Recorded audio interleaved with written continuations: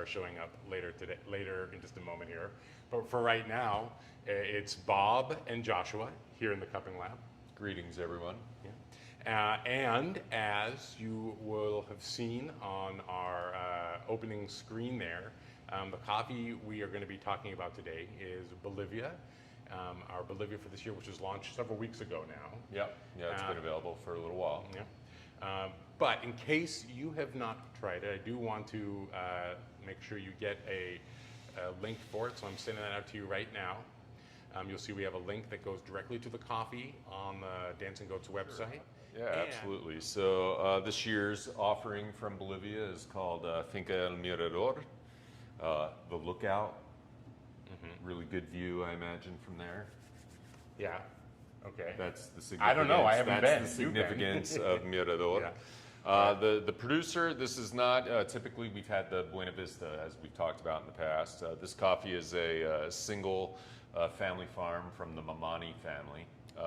It's a kind of something a little special. It's the process is a little different than some things that we've gotten in the past, and this is I'm hoping Daniela, who will be joining us, will have some insight to the anaerobic fermentation. I've gotten a bunch of questions about that. You know, on that point, let's knock on the door here and see if our friend Daniela is available. As soon as she pops on the screen, we'll bring her in. This is Daniela Rodriguez with Agri Cafe in Bolivia, who is our guest today. Rodriguez, the Rodriguez family, who is joining us, and there she is. Daniela, can you hear us okay? Yes. Hi, Bob. Hi, Joshua. Good to see you. Thanks for joining us. Yeah, thank you so much for phoning in today.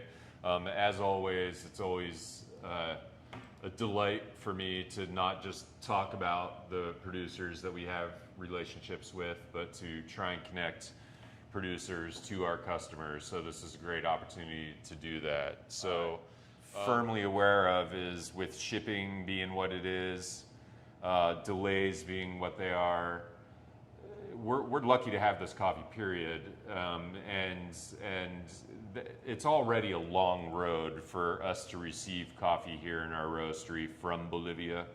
So yeah, I'm just going to ask you, maybe you can give us an update on how things are going there, how the harvest looks, and maybe just talk a little bit about logistics and how that's been challenging you guys. So actually now I'm in Caranavi at the wet mill, Buena Vista.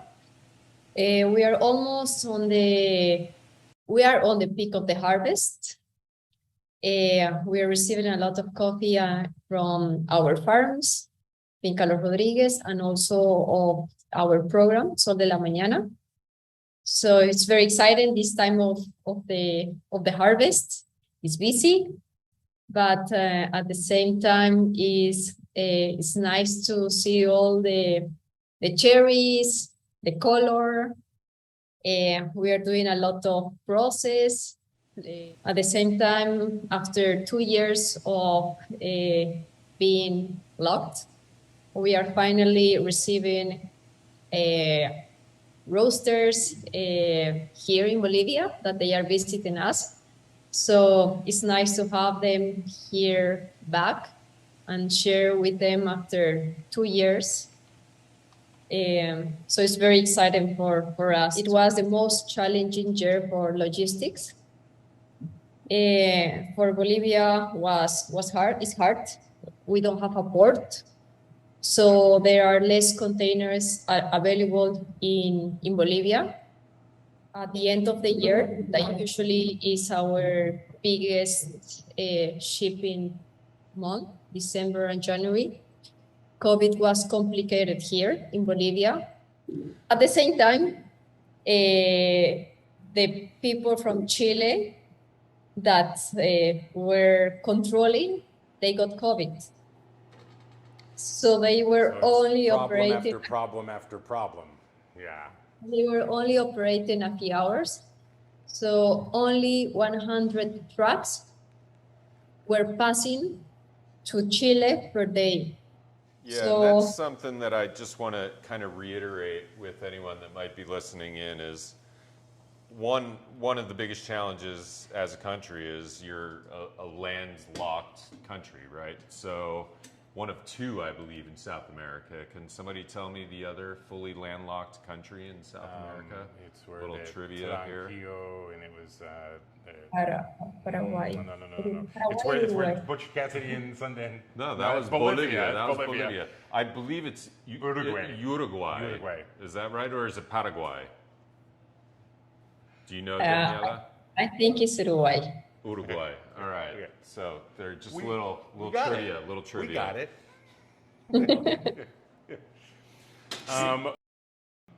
You, Fincas Rodriguez, are going or planning on doing a private estate auction this year. Is that correct? Correct. We are very excited about that to have our first PCA. And so this year, so we'll basically farmers can submit their samples to be judged, and then instead of being kind of sold through traditional means, it's online auction platform, and that's going to be occurring this year in Bolivia. This first time is just coffee from our farm, Lord Rodriguez collection. Yep. Our idea is to also launch and introduce the new varieties that we have in our farms that are new for Bolivia, that are the geishas, javas, pacamaras, Kenyan varieties. And also we want to share with the industry, with the coffee industry, the two regions where we have our farms. That is Caranavi, the main coffee region, and the new region that is Samaipata, that we started developing coffee there 8 years ago. Yeah. All the coffee would then be dry milled. Is this correct? Does all the coffee get dry milled in La Paz at your dry milling facility there? Yes, correct. All our coffee is gonna be consolidated in our dry mill called La Luna, that is at 3,600 meters. And from there, I think it's one of the highest one. Yeah, you But have the it's highest very dry mill in the world. I'm convinced. dizzy just looking at you in the background, knowing how. Yeah. Okay. Yeah, so La Luna is the name of the dry mill, which is in La Paz, and where most of the exportation happens. So. Crack Oh yeah, these, we yeah. got. So we're gonna go ahead and break the coffees that I poured. I got a little sidetrack there. Is there anything that you can tell us, Daniela, about the Mamani family farm? Yes, Mamani family has been working with us, with Agricafe, more than 20 years. Now they are part of the program So de la Mañana. It's the name of the producers are Mauricio, Rene, and Juan. They have their farms in the colony of Uchumachi. That is 1.5 hours from our wet mill in Caranavi. The main varieties that they have are Caturra and Catuai. Last year, they started delivering the cherry to us. So every night, they have to drive around 3 hours. Quite a journey. So in that case, can you maybe just give a real quick explanation of the anaerobic fermentation process, which this coffee is? We change our wet mill completely. We have now we are working with special tanks for doing the fermentation. These tanks are stainless steel tanks and also PVC, but they are closed. So what we want to do is to have controlled fermentations. So 100 of the coffee that is fermented at our wet mill is anaerobic. That means without oxygen. So we control in the fermentation the temperature inside of the tanks, the pH, and that guarantees us that it's only the beans that are doing the fermentation without any microorganisms that are from outside. It's just the mucilagus, the beans, without all oxygen. Our idea as a family is to transform our wet mill and to look like a bodega, like a brewery. Yep. Very, very clean, controlled fermentations, very efficient. So it's stainless steel then is what you're doing this in? Stainless steels and also the PVC also we have some tanks. Okay, wonderful. I can't wait to see this again. Daniela, why does this make sense for you to make that transition? What are you gaining from that change?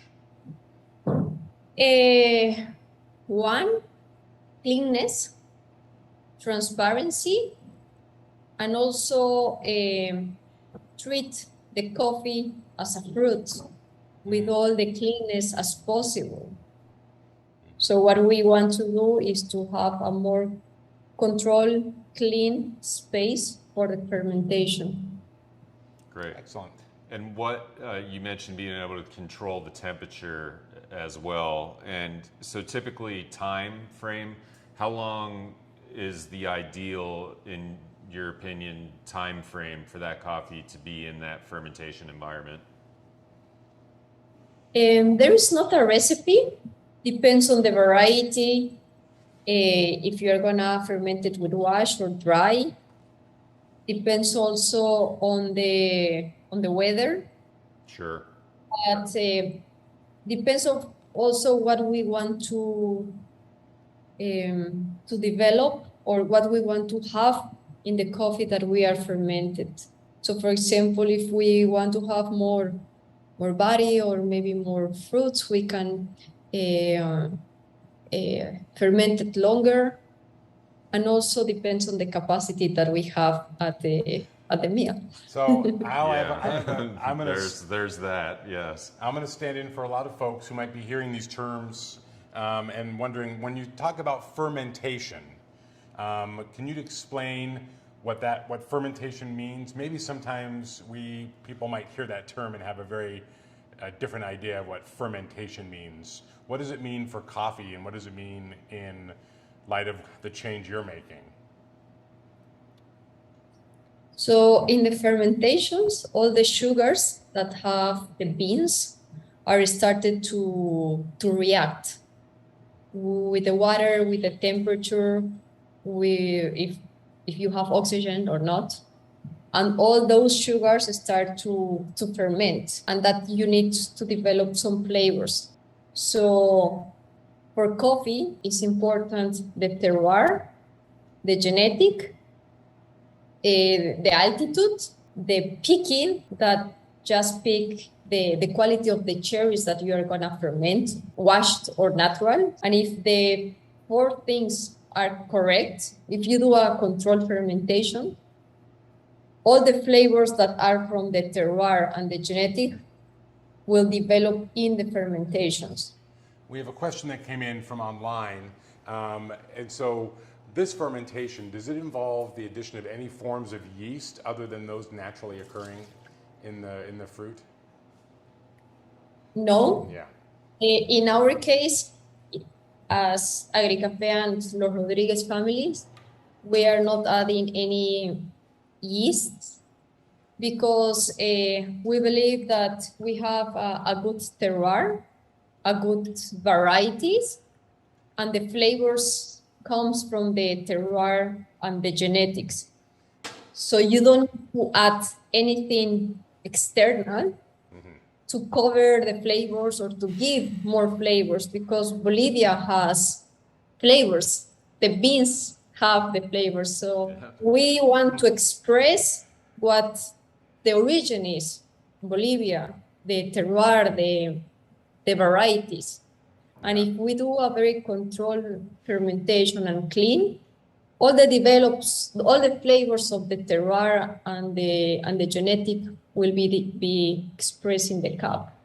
We want that our coffee develop many flavors, complexity, and when you are drinking, you can feel many flavors and transparency.